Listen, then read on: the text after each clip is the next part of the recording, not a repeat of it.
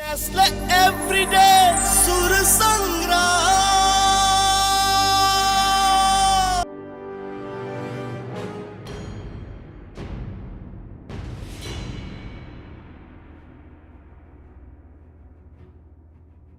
ये तीन पार्टिसिपेंट लोगन में से एक लोग वो लाल कुर्सी पे जाई। ये तीनों लोग में से के जाई, ये तो जज साहब लोगन के नंबर बताए।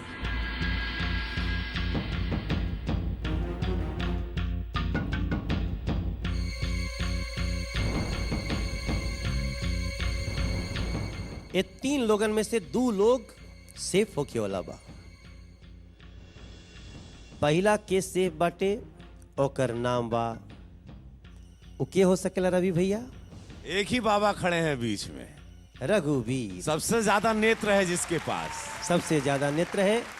तो भैया प्रियाराज और सुबह में यही भी घमासान चिड़ल बा कि के बचल बा, के लाल कुर्सी के अधिकारी भइल बा। लेकिन एह समय रघुवीर भैया गई हैं।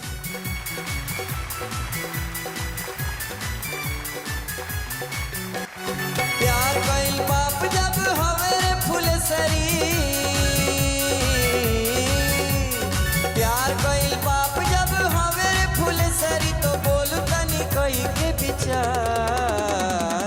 राधिका जी का है कइल प्यार किशन कन्हैया से, राधिका जी का है कइल प्यार।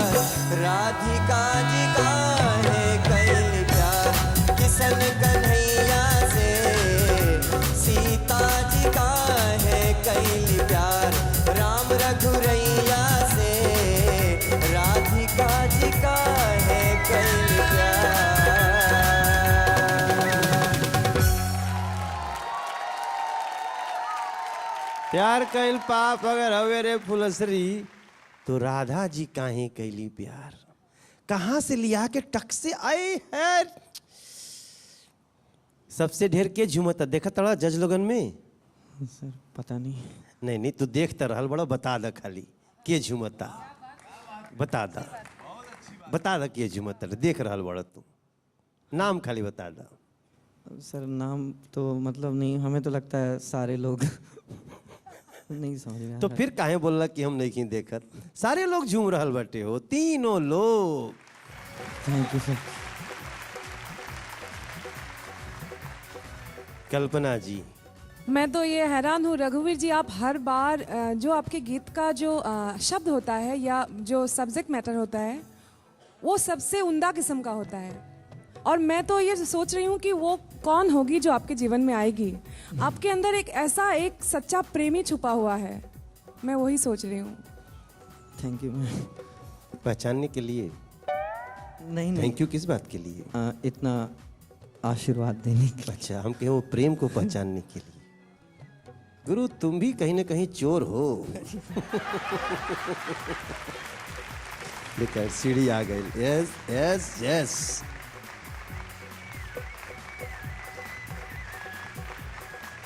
राधा जी काहे कैली प्यार? कुछ प्रश्न के जवाब वो समय नहीं मिल सकेला जब तक सही समय पे वहां न पहुंचल जाए। हम कैसे बता सकीला कि आज प्रियाराज और सुबह में किए जाई हो लाल कुर्सी पर? आज एक और कुर्सी के कर खाली होई? का बिहार और कम होई या फिर उत्तर प्रदेश के एक कुर्सी छीन के दावेदारी पत्र पा के बराबर हो जाई? एक घमासान में रवा सब सोचत रही जा। हम ले एक छोटा सा विराम। आमने सामने बाटे यूपी और बिहार। ना तो चली लाठी ना तो तलवार, कल्पना जी सिर्फ चली सुर के धार। देख रहल बाटे हमनी के जहान। नेस्ले एवरीडे सुर संग्राम द्वितीय महायुद्ध।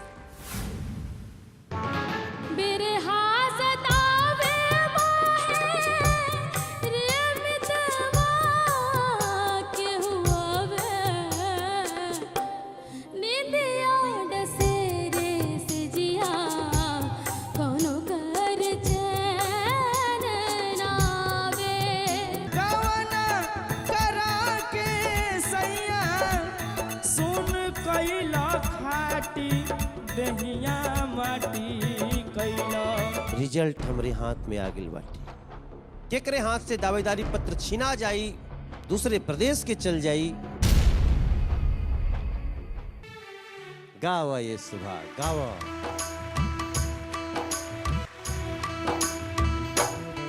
जब साथ देवे के ना रहे, जब साथ देवे के ना रहे, तब प्यार कहे के कैला तू।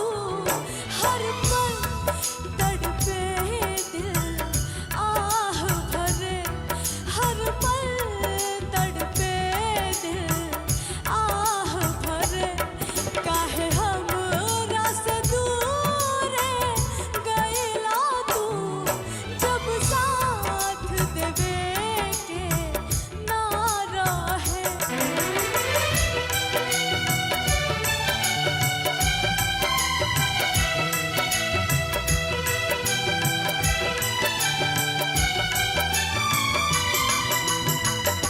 गूंज दिन रात कहल बात रहे पहिला मिलन, लेके तू हाथ में मोर हाथ रहा देरी वचन, लेके तू हाथ में मोर हाथ रहा देले वचन।